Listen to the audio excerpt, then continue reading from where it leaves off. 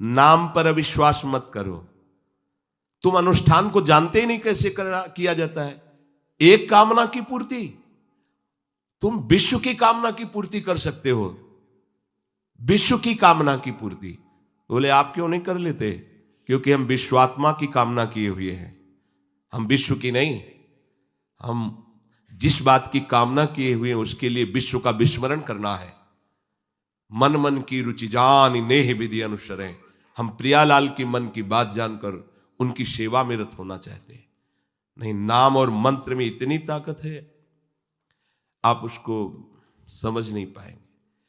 आप विचार करके देखिए, जब कोई पवित्र अनुष्ठान कोई राक्षस करता था तो बहुत पहले से ही वो मदिरा त्याग देता था, मांस खाना त्याग देता था, दूसरे की निंदा करना त्याग देता था, अपवित्रता का त्याग कर देता। परम पवित्र ऋषियों की तरह होकर वो तब अनुष्ठान करता था। यद्यपि वो जगत विनाश के लिए अनुष्ठान होता, पर उसके लिए भी पवित्रता की ऐसी आवश्यकता थी।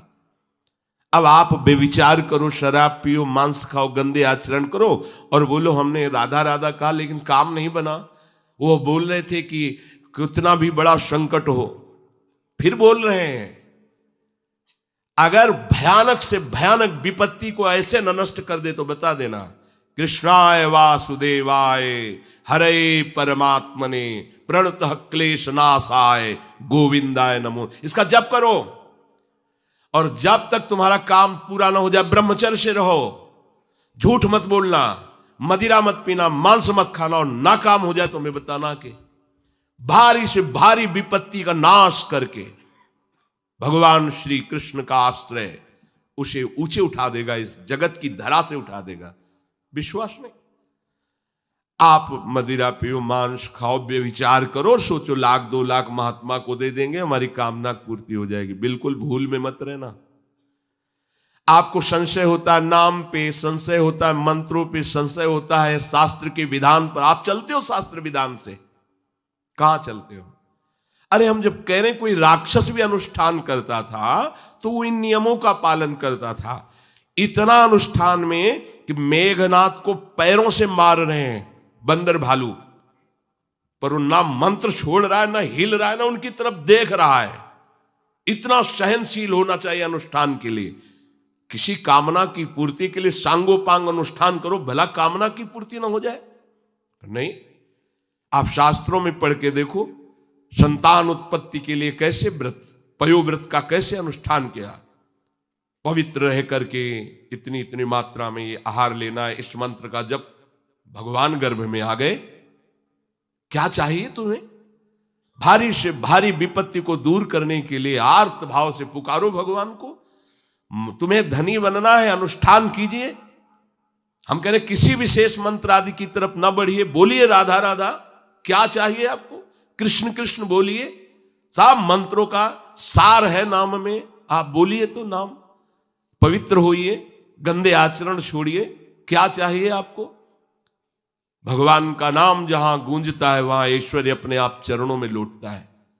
अब छल कपट करो, हिंसा करो, गंदे आचरण करो, सोचो हम बहुत बड़े धनी बन जाएं, तो दुष्कृति का फल दरिद्रता और दुख होता है। सुकृत का फल ऐश्वर्य और सुख होता है। अब लगाओ तुम कांटेदार वृक्ष और चाहो कि हमको रसीला फल प्राप्त हो, तो इसे मूर्खता ही कहते हैं। फिर दोष देता है काल, कर्म, ईश्वर को, शास्त्रों को, मंत्रों। अरे कुछ नहीं, नाम मंत्र में जरा सी भी अनुष्ठान में त्रुटि हो जाए तो उसका फल बदल जाता है। आप कहां अनुष्ठान कर रहे हैं? कौन सा अनुष्ठान कर रहे हैं? सबसे पहला नियम अनुष्ठान का होता है पवित्र आचरण, ब्रह्मचर्य, सत्यवाद, पवित्र भोजन, संयम से। कोई भी अनुष्ठान कर, किसी भी विषय का अनुष्ठान करके देखो, अभी हो जाएगा।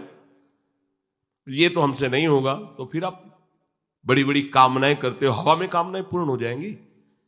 किसी की भी काम, किसी का भी महाबली या तेजस्वी पुत्र पैदा हुआ, उसको देखो कैसे रहा है, उसके माता पिता कैसे आचरण किए हैं।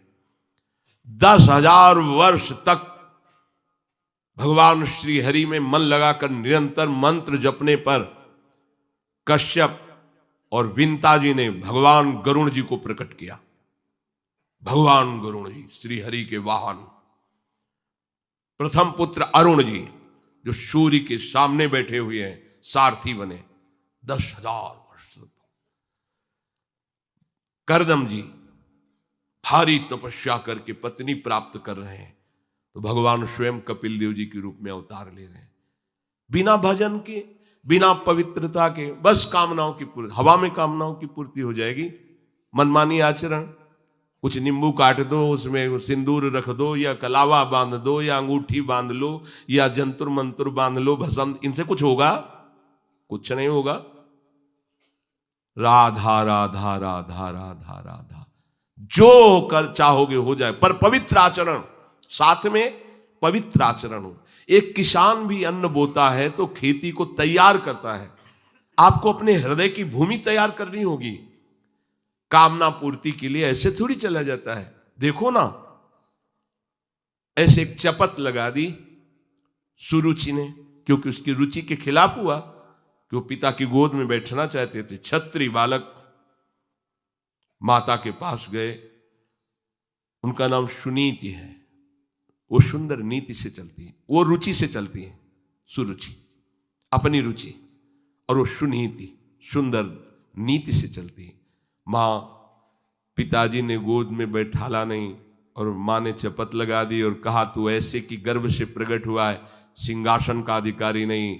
अगर तुझे सिंहासन पर ही बैठना है तो जा तपस्या कर और मेरे गर्भ से प्रकट हो। तपस्या इस बात की कर कि मेरे गर्भ तब कहीं तू पिता की गोद में बैठ सकता है।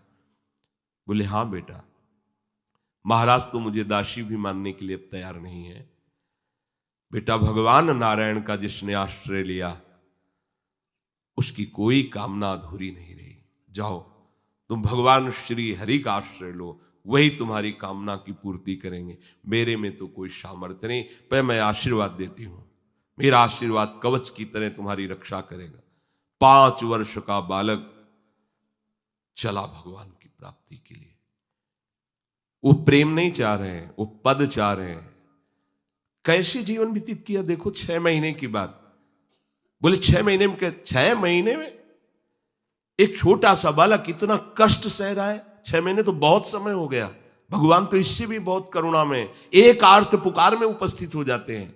एक बार जिन नाम ली हित सो होए अति दीन। अगर कोई कामना नहीं है, केवल प्रभु की मिलन की चाह है और हृदय आर्त भाव से पुकार दे, तो दूसरा नाम नहीं लेना पड़ेगा। एक बार जिन नाम ली हित सो होए अति दीन, ताको संग न छाड़ही ध्रुव अपनो कर लीन। ये महारसिक शेखरों के वचन है, कोई ऐसे मिथ्या वचन थोड़ी। श्वास को भी रोक लेते हैं। भगवान का जो मंत्र श्री देवर्षि नारद जी ने दिया उसी का ध्यान कर रहे हैं। ऐसा पद मिला कि सप्त ऋषि परिक्रमा करते हैं। ना उनके पिता को मिला, ना उनके पितामह को मिला। इसके आगे तो है ही नहीं। वो तानपाद, महाराज मन, ब्रह्मा, बस ऐसा पद मिला कि किसी को पद नहीं मिला।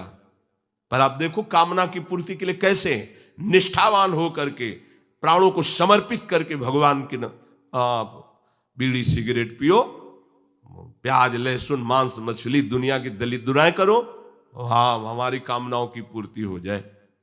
बेकार बकवास करते हैं लोग आकर। परमार्थ को एक हंसी बना दिया है, एक मजाक बना दिया है। संतों को एक नाटक बना दिया है। संत मार्ग को एक उपहास का स्वरूप बना दिया है। हमारी ये कामना की पूर्ति कर दो। उनका जीवन कामना की पूर्ति के लिए तुम्हारे है।